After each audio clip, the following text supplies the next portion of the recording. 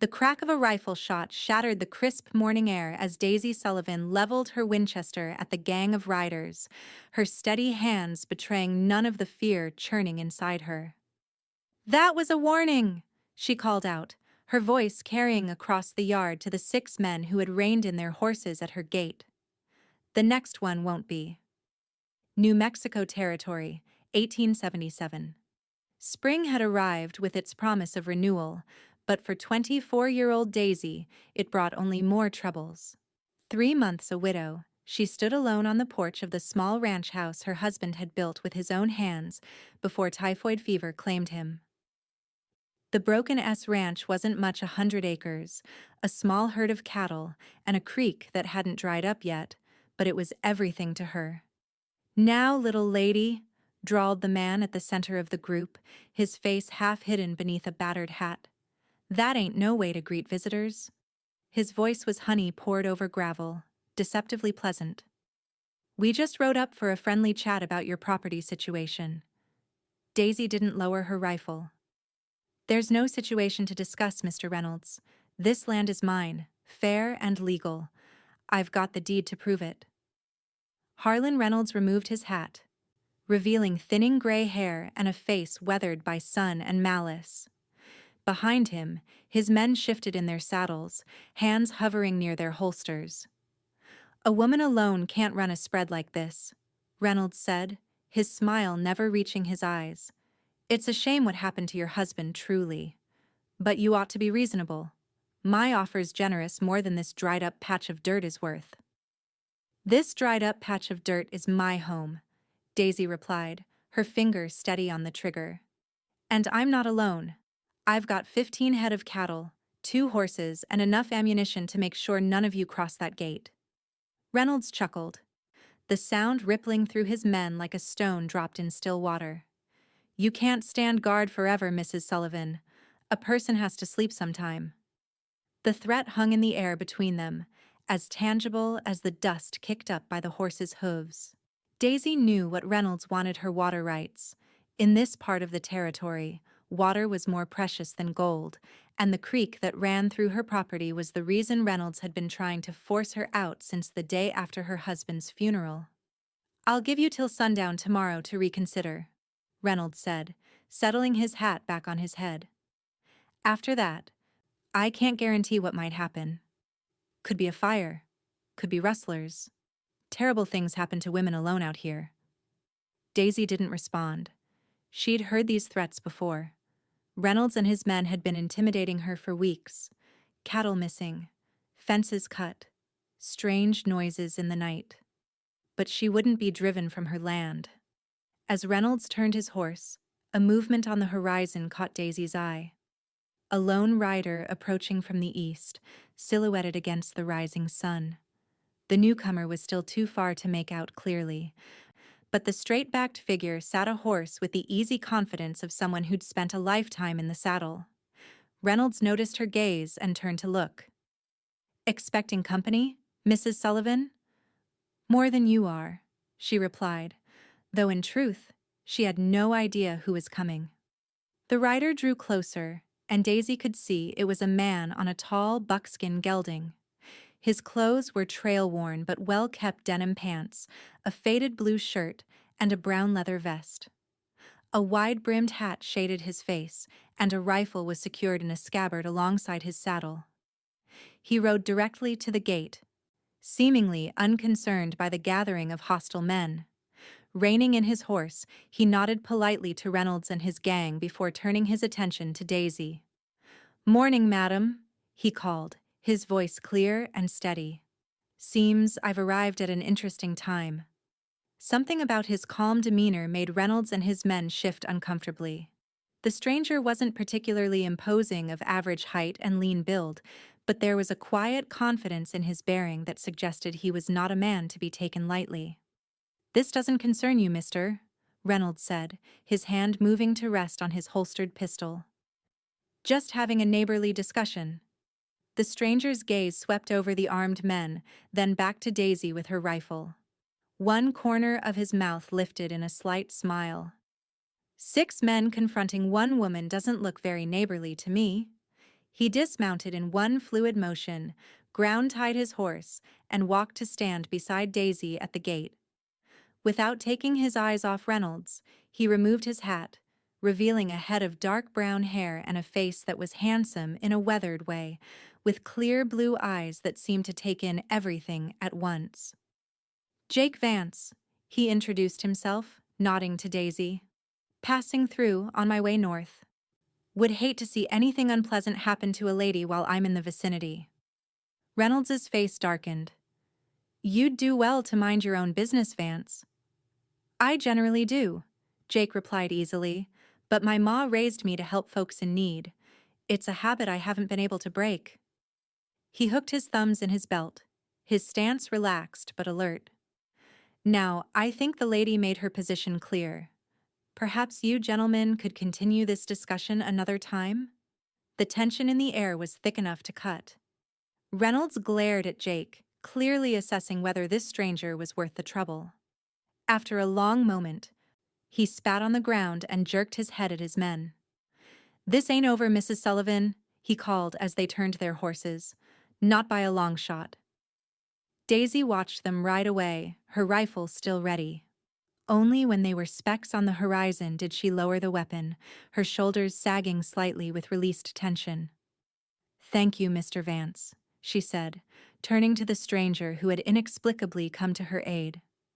"Though I'm not sure you did yourself any favors by stepping into Harlan Reynolds's path." Jake retrieved his hat, brushing dust from the brim. "Bullies like that only understand one thing, that there are consequences to their actions." He studied her for a moment. "You handled yourself well. Not everyone would stand their ground against those odds." "I didn't have much choice," Daisy replied. She hesitated, then gestured toward the house. "I've got coffee on, if you'd like some. Least I can do to thank you." Jake smiled, and the expression transformed his face, softening the hard lines and bringing warmth to his eyes. "Coffee sounds mighty fine, Mrs. Sullivan. Been riding since before dawn." As they walked toward the house, Daisy felt something she hadn't experienced in months: the comfort of not being entirely alone. The interior of Daisy's cabin was modest but meticulously kept. A stone fireplace dominated one wall, with a small table and chairs positioned nearby. Shelves held books, jars of preserves, and a few treasured keepsakes. Jake removed his hat as he entered, his eyes taking in the details of the home. "Please, sit," Daisy said, gesturing to the table as she moved to the stove where a pot of coffee simmered. "It's not fancy, but it's hot." Jake settled into a chair, laying his hat on the table. "Best kind there is." As Daisy poured the coffee into 2 tin cups, she studied her unexpected visitor. Up close, she could see the fine lines around his eyes, laugh lines. Her mother would have called them, and a small scar that ran along his jawline. His hands, when he accepted the cup, were calloused and strong. "So," she said, sitting across from him, "what brings you to this part of the territory, Mr. Vance?" "Jake, please," he corrected with a smile. "I've been working cattle drives out of Texas for the past few years, heading up to Wyoming for a job on a big spread near Cheyenne." "Long way from Texas to Wyoming," Daisy observed. Jake nodded, sipping his coffee. "I take the scenic route when I can. See more of the country that way." He glanced around the cabin again. "You've made a nice home here." "My husband built it," Daisy said quietly. "David had a way with wood. Could make anything." She traced the grain of the table with her fingertip. "He died 3 months ago. Typhoid." Jake's expression softened with genuine sympathy. "I'm sorry for your loss, Mrs. Sullivan." "Daisy," she replied, "and thank you. It's been difficult." She straightened her shoulders. "But I'm managing. Or I was. Until Harlan Reynolds decided a widow has no business owning good land." "What's his interest in your property?" "Water rights, mostly. The creek that runs through my land is one of the few reliable water sources in these parts. Reynolds owns the biggest ranch in the county, and he's been buying up all the small spreads. Those he can't buy, he intimidates. Daisy's jaw tightened. He started making offers the day after we buried David. When I refused, the accidents began. Jake's eyes narrowed. What kind of accidents? Fences cut? Cattle missing? Someone fired shots over the house one night. Daisy shook her head. Nothing I could prove was him, of course. And the law? Daisy gave a bitter laugh. Sheriff Barnes? He and Reynolds go hunting together twice a month.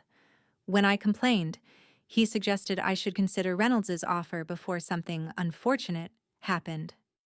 Jake set his cup down, his expression thoughtful. Sounds like a difficult situation. It is what it is, Daisy replied, rising to refill their cups. I've managed so far.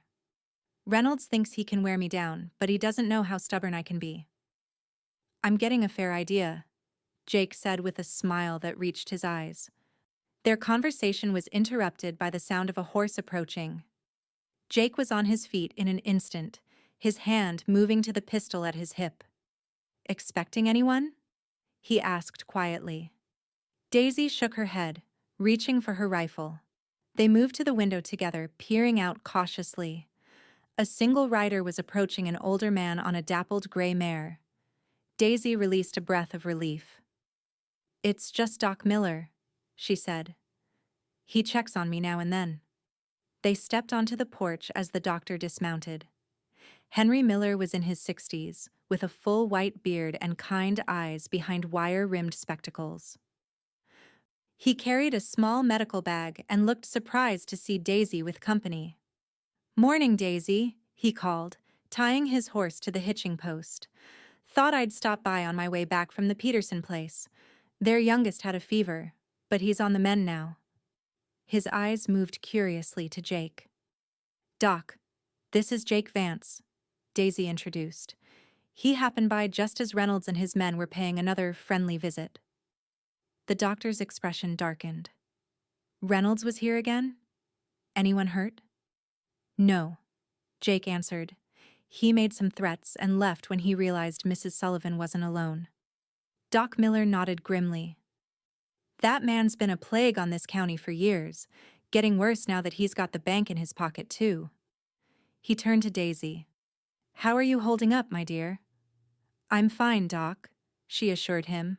Low on supplies, but I was planning to head into town tomorrow. The doctor frowned.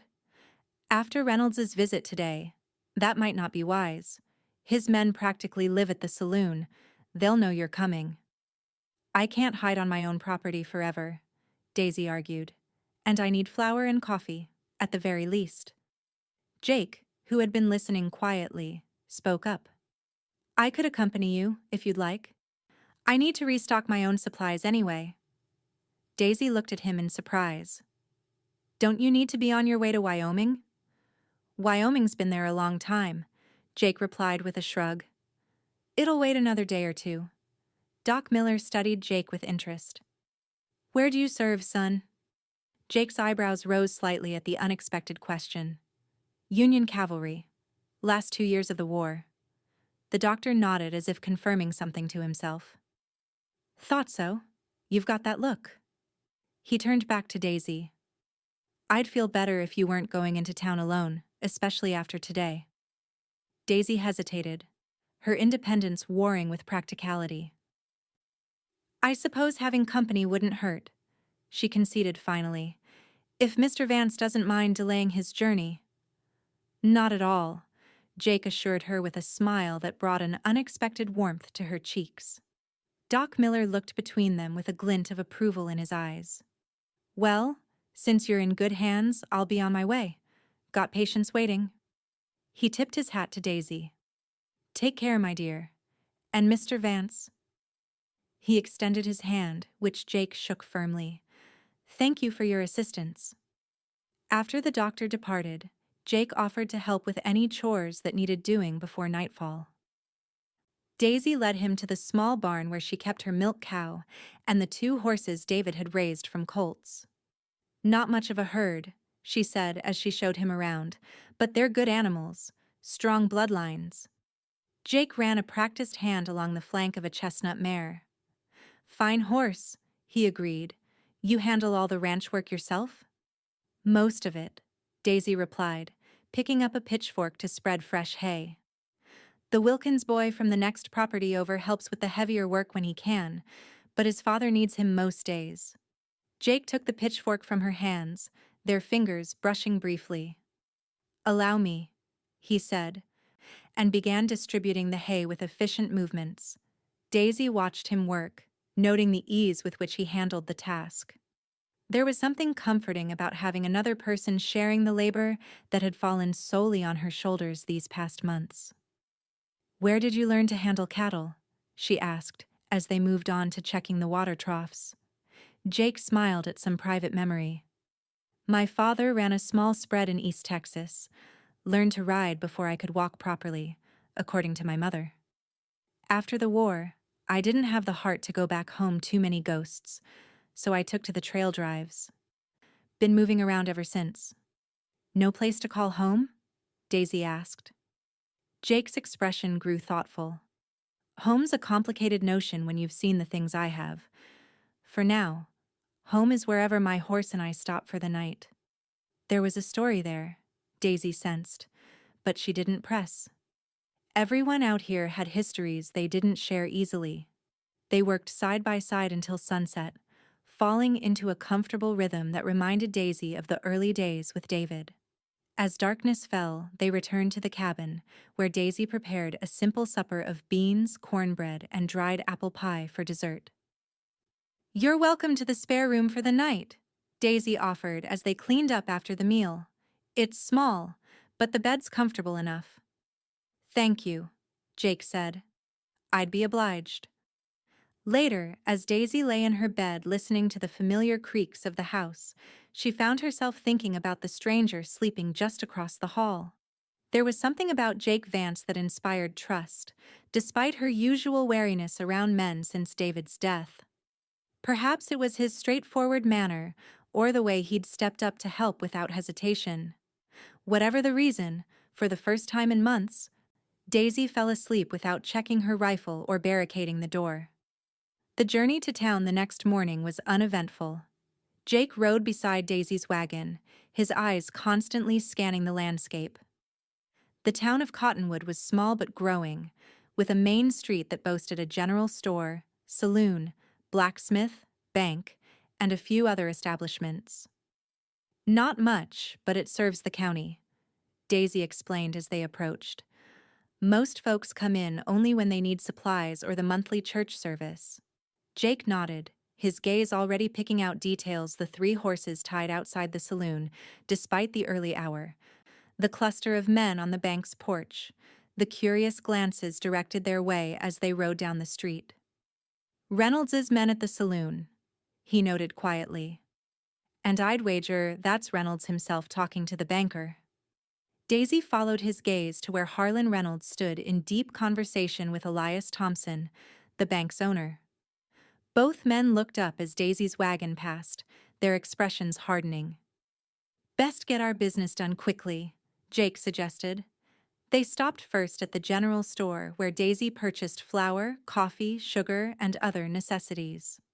The storekeeper, Mrs. Abigail Porter, was openly curious about Jake, but refrained from asking direct questions.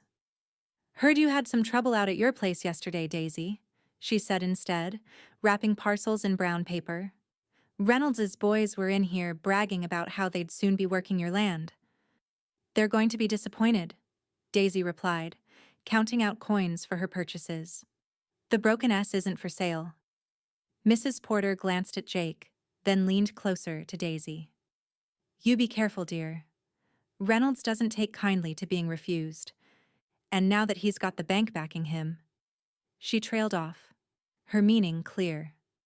Jake, who had been examining a display of knives, turned at this. The bank's involved? Mrs. Porter nodded. Thompson's been calling in loans all over the county.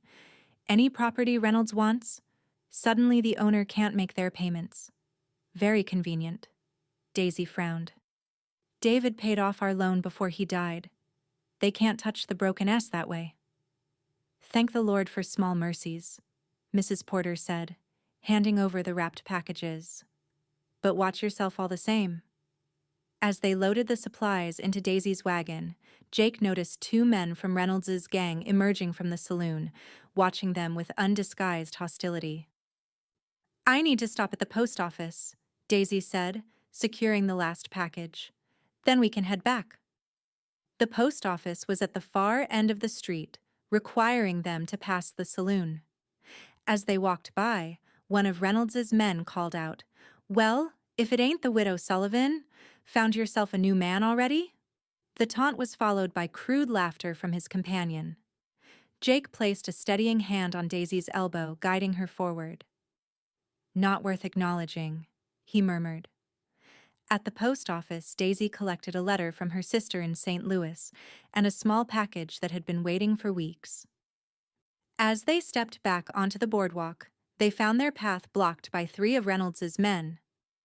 "Mighty quick to replace your husband," sneered the tallest of them, a man with a scar running through one eyebrow. "What's your interest in the Sullivan property, stranger?" Reynolds don't appreciate outside interference. Jake stepped slightly in front of Daisy, his posture relaxed but alert. "Don't believe I've introduced myself to Mr. Reynolds, so he can't rightly have an opinion on me one way or another." "You're standing next to the widow Sullivan, that's enough," said another man, hand hovering near his holster. "Reynolds says to tell you to move on, today." "Is Mr. Reynolds in the habit of sending messages through his errand boys?" Jake asked mildly. "If he has something to say to me, he can say it himself." The scarred man's face darkened with anger. "You calling us errand boys?" "If the hat fits," Jake replied, his voice still calm but with an edge of steel beneath the words. The tension was broken by the arrival of Sheriff Barnes, a portly man with a badge pinned to his vest and a permanent scowl on his face. "What's going on here?" he demanded, looking between the groups. His gaze lingered on Jake with suspicion. "Just a friendly conversation, Sheriff," the scarred man said, stepping back. "No law against that." Barnes turned to Daisy. "Mrs. Sullivan, I heard about the disturbance at your property yesterday. Mr. Reynolds says you threatened him and his men with a rifle." "They were trespassing and making threats," Daisy replied evenly. "I was defending my home, as is my right." The sheriff's frown deepened. "And who might this be?" he asked, nodding toward Jake. "Jake Vance," Jake introduced himself. "Just passing through." "Uh-huh," Barnes said skeptically. "Well, Mr. Vance, we don't need troublemakers in Cottonwood. I suggest you continue passing through, without delay." Jake met the sheriff's gaze steadily. "I intend to, once I've concluded my business." Barnes looked like he wanted to say more, but at that moment, a commotion erupted further down the street. Someone was shouting about a fire at the livery stable. The sheriff hesitated, then hurried toward the disturbance, pointing a warning finger at Jake before he left. "Let's go," Daisy said urgently. "This doesn't feel right." They moved quickly to her wagon, Jake keeping a watchful eye on Reynolds's men, who had retreated to the saloon but continued to observe them. As they prepared to depart, Daisy noticed smoke rising from the direction of the livery. "That's a real fire," she said, concern in her voice. "The whole town could go up if it spreads." Jake's expression was grim. Convenient timing. Everyone's attention is diverted. They had just started to pull away when Harlan Reynolds himself stepped into the street before them, forcing Daisy to rein in the horses. He was accompanied by the banker, Thompson, and two more of his men. "Mrs. Sullivan," Reynolds called, approaching the wagon. "A word before you leave, if you don't mind." Daisy's hands tightened on the reins. "I've nothing to say to you, Mr. Reynolds." "Perhaps not, but I believe Mr. Thompson here has something you should hear." Reynolds gestured to the banker, who stepped forward, looking uncomfortable but determined. "Mrs. Sullivan," Thompson began, clearing his throat, "it's come to the bank's attention that there may be irregularities with your property deed." Daisy stared at him in disbelief. "What are you talking about?" Our deed is perfectly legal. David and I filed it properly when we purchased the land 5 years ago. Thompson avoided her eyes. Yes, well, there appears to be a question about the original survey. The property lines may not be where you think they are. This is ridiculous, Daisy said, anger rising in her voice. You're inventing problems because Reynolds wants my land. Now, Mrs. Sullivan, Reynolds interjected smoothly, there's no need for accusations. Mr. Thompson is simply doing his duty as a representative of the bank. However, I'd be willing to purchase your property as is, despite these complications for a fair price. You could start fresh somewhere else, without all these difficulties. Jake, who had been silently observing, spoke up. Interesting how these irregularities only surface now, 5 years after the deed was filed, and just when Mr. Reynolds has taken an interest in the property. Reynolds turned cold eyes on Jake. This doesn't concern you, stranger. It concerns me when I see a widow being pressured off her rightful property. Jake replied evenly. The confrontation was interrupted by shouts from down the street. The fire at the livery was spreading faster than expected, and men were running to form a bucket line. We should continue this discussion another time, Thompson said nervously, glancing toward the growing flames. Perhaps you could come to the bank tomorrow, Mrs. Sullivan, and we can review the documents. There's nothing to review, Daisy insisted. My deed is legal and proper. Reynolds's expression hardened. Don't make this more difficult than it needs to be, Mrs. Sullivan. No one can hold out against progress forever. Is that a threat, Mr. Reynolds? Jake asked, his hand casually moving closer to his holstered pistol. Reynolds smiled coldly. Merely an observation of fact. Good day to you both. He tipped his hat mockingly before turning away, Thompson and his men following. As soon as they were clear, Daisy snapped the reins and set the horses in motion, eager to be away from town and the menacing presence of Reynolds and his allies. He's not going to stop, she said once they were on the road back to the ranch. Now he's trying to use the bank to steal my land legally. Jake was thoughtful beside her. There's something not right about that fire. The timing was too perfect, it drew everyone's attention just when Reynolds wanted to confront you. Daisy glanced at him sharply. You think he said it? I think Reynolds is the type of man who creates distractions when it suits him, Jake replied carefully. And I think you need to find your deed and make sure it's secure. The ride back to the ranch was tense, both of them watchful for any sign of pursuit or ambush. As they crested the final hill overlooking the broken S, Daisy gasped. No, she cried, urging the horses to a faster pace. Smoke was rising from the direction of her house, not the thick black smoke of a structure fire, but enough to indicate trouble. Jake spurred his horse ahead, racing down the slope toward the source. By the time Daisy's wagon rattled into the yard, she could see that someone had set fire to her hay barn. Jake was already there, working frantically to contain the blaze before it could spread to the main barn or the house. Daisy leaped from the wagon and ran to help, grabbing a bucket and joining the effort to douse the flames.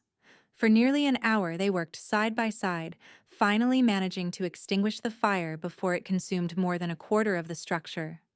Exhausted and smoke-stained, Daisy sank to the ground, staring at the charred timbers of the barn. Reynolds, she said, the single word filled with anger and despair. He must have sent men while we were in town. Jake nodded grimly, wiping soot from his face. A warning of what's to come if you don't sell. Daisy looked up at him, her expression hardening with determination. I won't give in to bullies and thieves. This land is mine, and I'll defend it to my last breath if necessary. Jake crouched beside her, his blue eyes serious. You shouldn't have to face this alone, Daisy. Something in his voice made her heart beat faster. I don't have much choice, she said softly. This is my fight.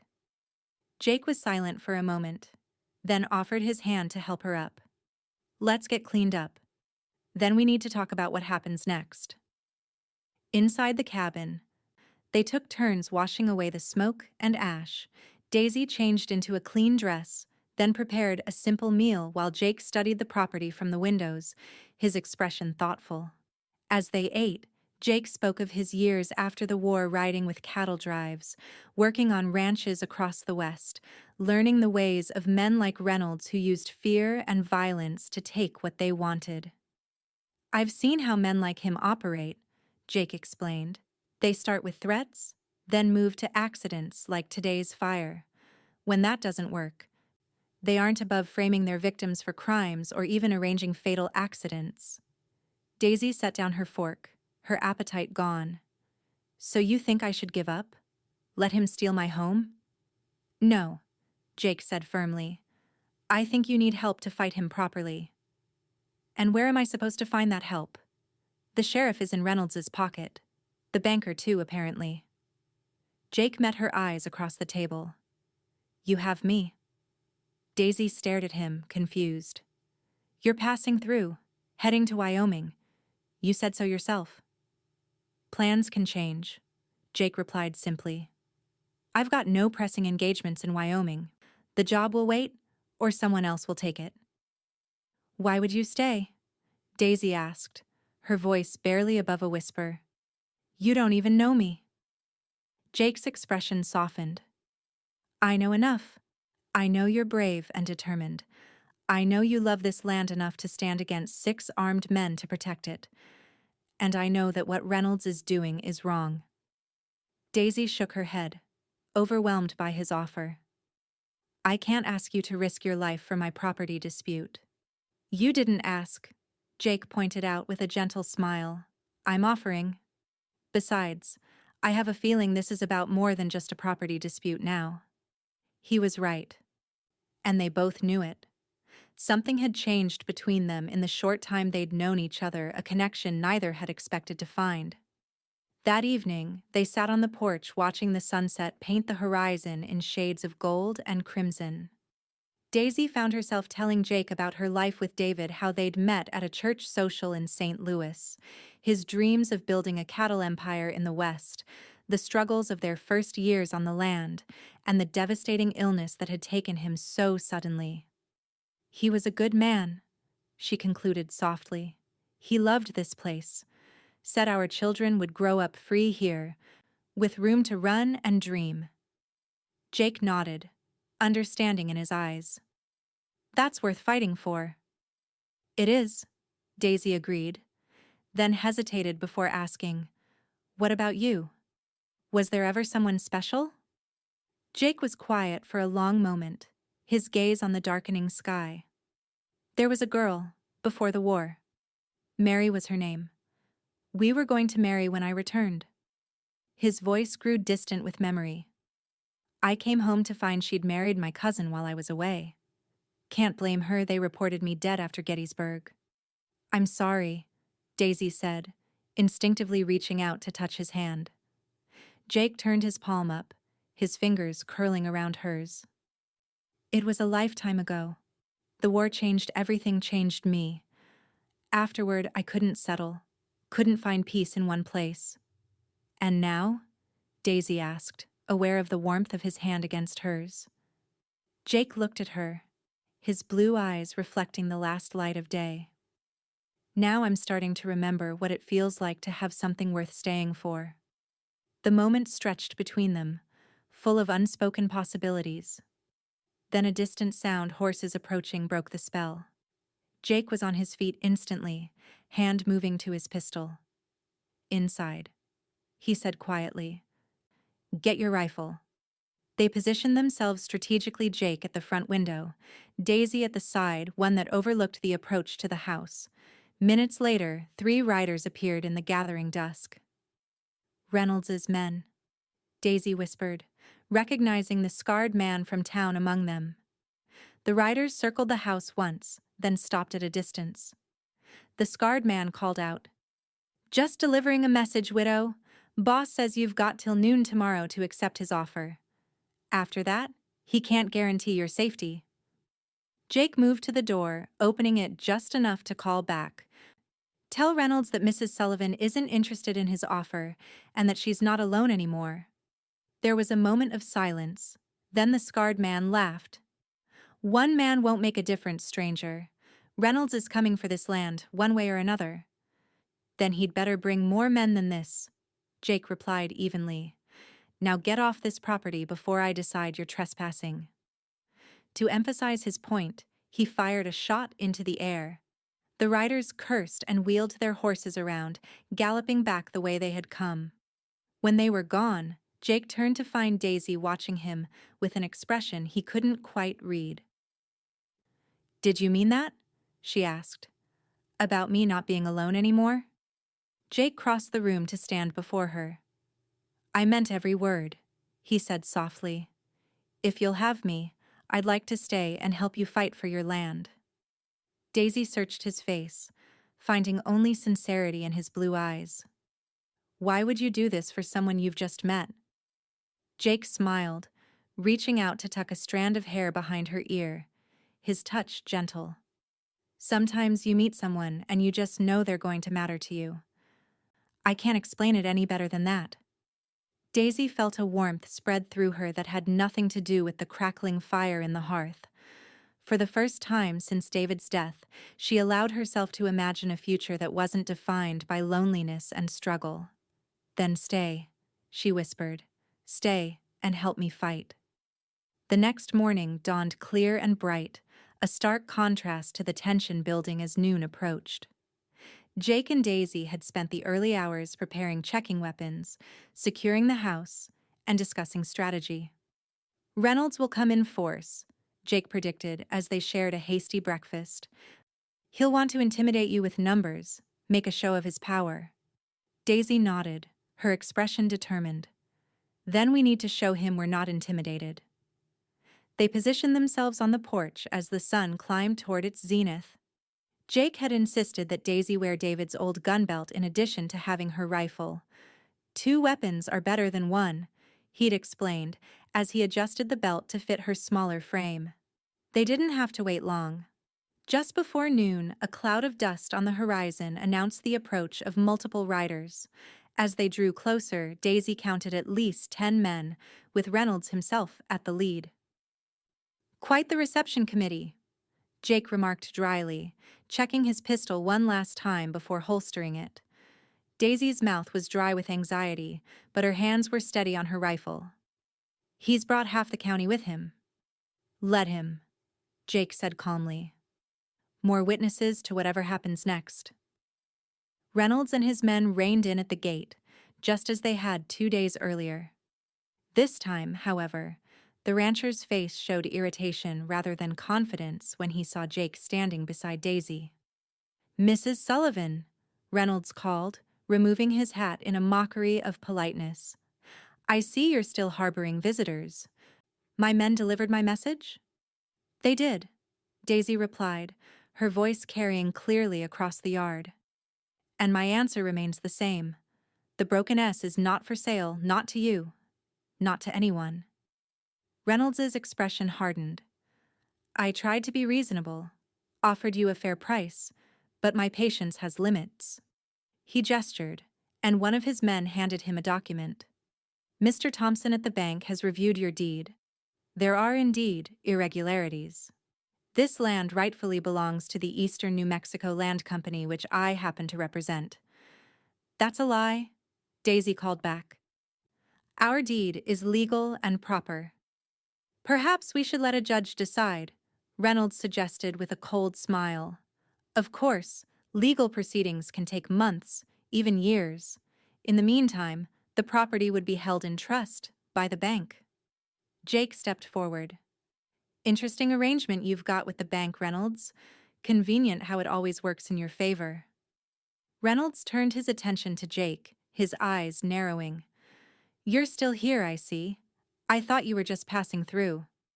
"I found a reason to stay," Jake replied, his shoulder brushing against Daisy's in a gesture that wasn't lost on Reynolds. The rancher's face darkened with anger. "This doesn't concern you, Vance. It's between me and the widow." "That's where you're wrong," Jake said evenly. "It concerns me very much now." Reynolds stared at them for a long moment, then spat on the ground. Have it your way. Sheriff Barnes will be serving you with papers by the end of the week. Until then, I'd watch your back if I were you. He turned to his men. We're done here for now. As Reynolds and his men rode away, Daisy let out a shaky breath.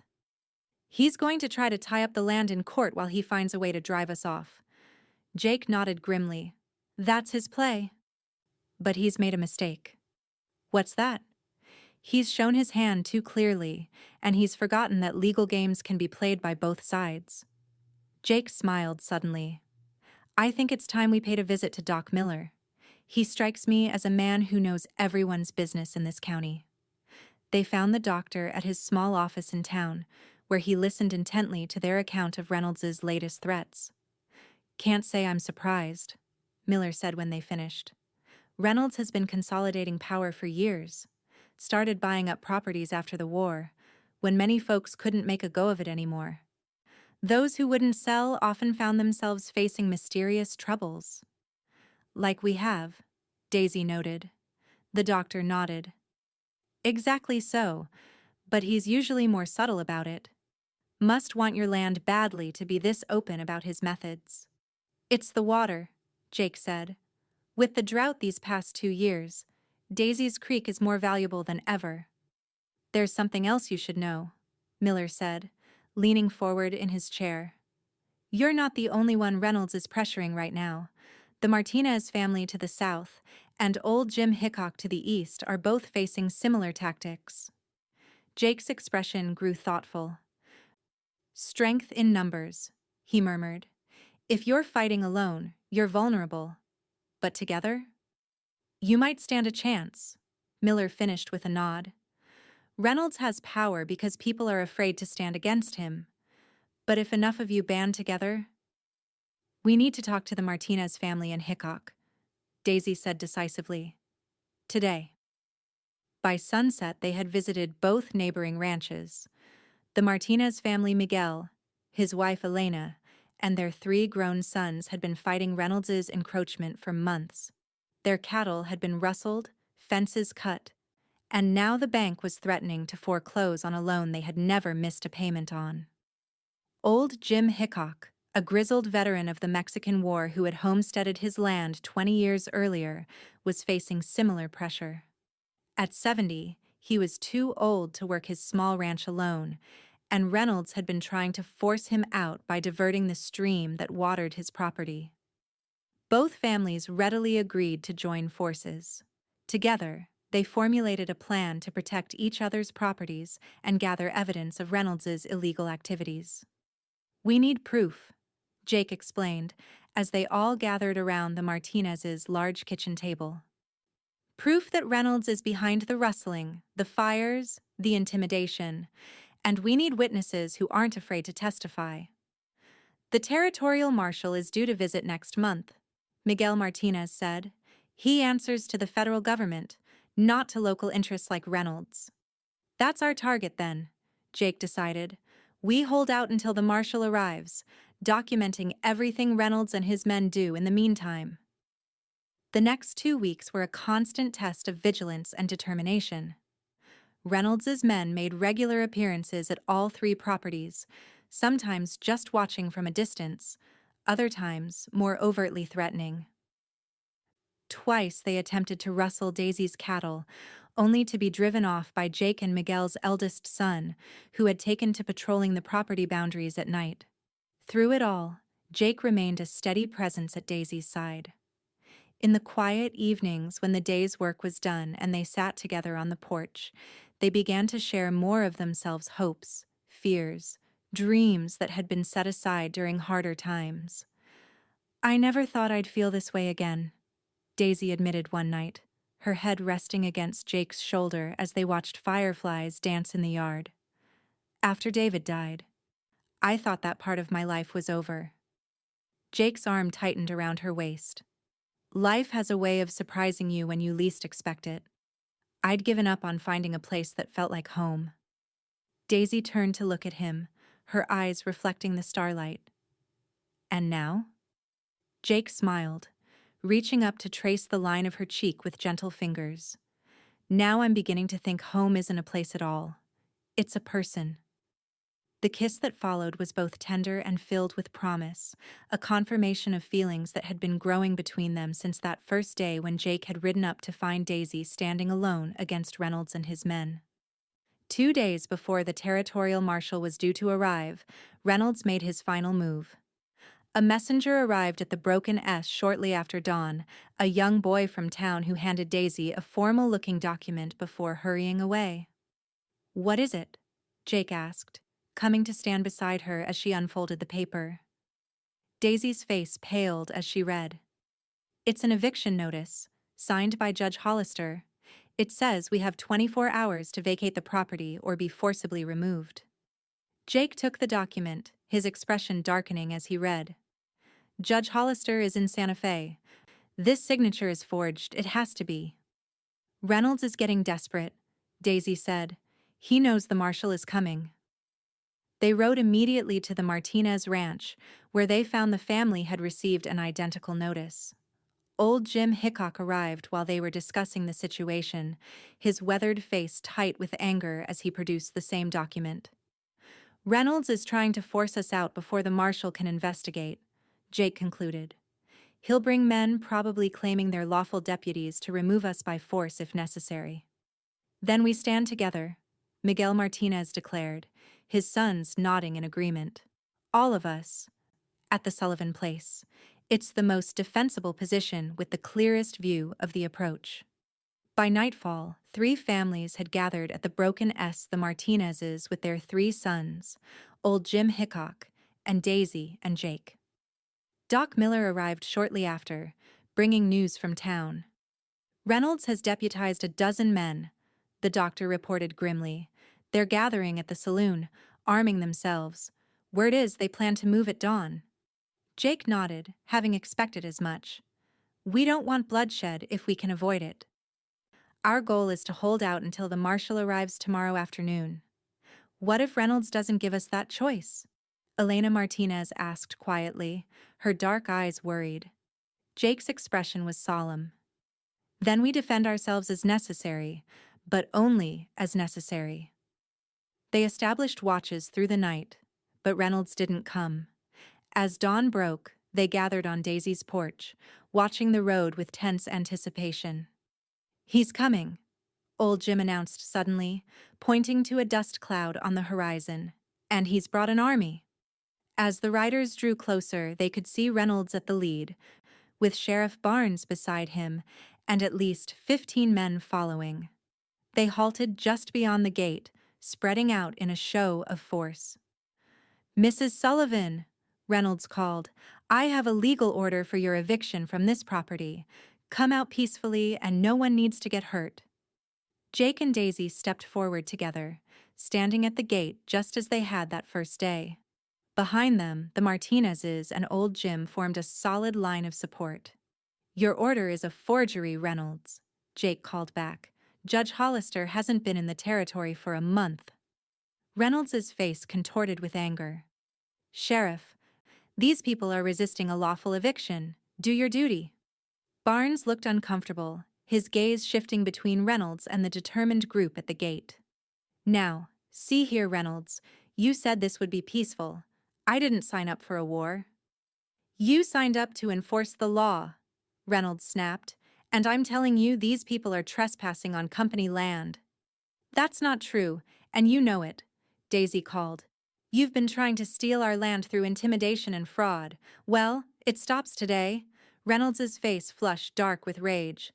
"I've had enough of this defiance. Men, move them out by force if necessary." For a tense moment, it seemed violence was inevitable. Then a new voice called from behind Reynolds and his men. "Hold right there, nobody move." All eyes turned to see a group of riders approaching from the direction of town.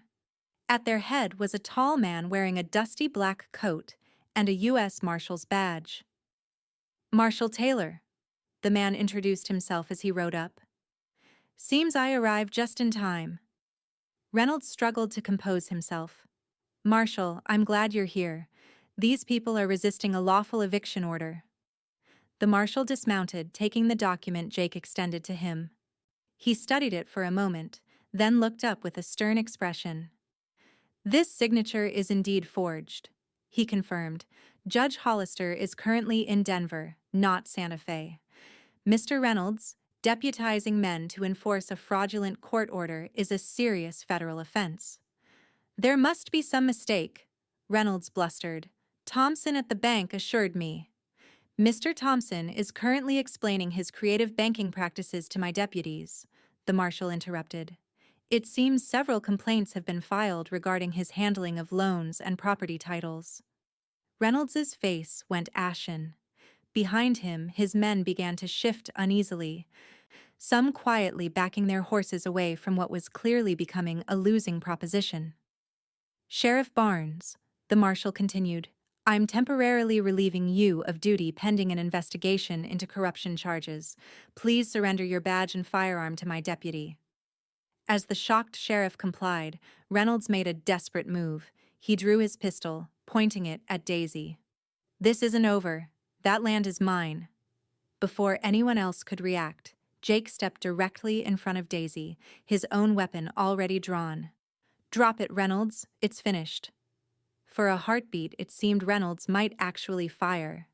Then, seeing the marshal and his deputies with weapons trained on him, he slowly lowered his pistol. "Harlan Reynolds, you're under arrest for fraud, intimidation, and attempted assault with a deadly weapon," the marshal announced, nodding to his deputies to take the man into custody. "You'll have plenty of time to consider the error of your ways in the territorial prison." As Reynolds was led away in handcuffs, the rest of his men scattered, suddenly eager to distance themselves from their former employer. The marshal turned to the gathered ranchers with a satisfied nod. "Doc Miller's telegram reached me just in time," he explained. "I pushed hard to get here early, especially after he detailed the threats you've all been facing. I've been building a case against Reynolds for months. Your evidence was the final piece we needed." The celebration that followed lasted well into the night, with neighbors from across the county coming to share in the relief of Reynolds's downfall. The marshal promised a thorough investigation would restore any properties wrongfully taken and ensure the bank operated honestly going forward. As the festivities wound down and their guests departed, Daisy and Jake found themselves once again alone on the porch of the Broken S, watching the stars emerge in the velvet sky. "It's really over," Daisy said wonderingly. "After months of fear and uncertainty, it's finally over." Jake nodded, taking her hand in his. "Your land is secure. You can build the future David dreamed of." Daisy turned to face him, her eyes searching his. "What about your future, Jake? Wyoming is still waiting." Jake smiled, bringing her hand to his lips. "Wyoming will have to find another cowboy. I've found something more valuable than any job could offer." "And what's that?" Daisy asked, though the warmth in her eyes suggested she already knew the answer. "A home?" Jake said simply. "A purpose. A woman brave enough to stand alone against a gang at her gate until I rode up and stood beside her." Daisy stepped closer, her hands coming to rest on his chest. "And if I asked you to keep standing beside me? Not just today or tomorrow, but for all the days to come?" Jake's arms encircled her waist, drawing her against him. "I'd say that sounds like the best offer I've ever received." Their kiss sealed a promise that had begun the moment Jake Vance had ridden into Daisy Sullivan's life, a promise of partnership, protection, and a love that had found them both when they least expected it, but needed it most. "I love you, Daisy Sullivan," Jake whispered against her lips, "and I intend to spend the rest of my days proving it." Under the vast New Mexico sky, with the land they had fought for spreading around them in all directions, Daisy and Jake began to build a future neither had dared to imagine just weeks before, a future founded on courage, determination, and the unexpected gift of a second chance at love.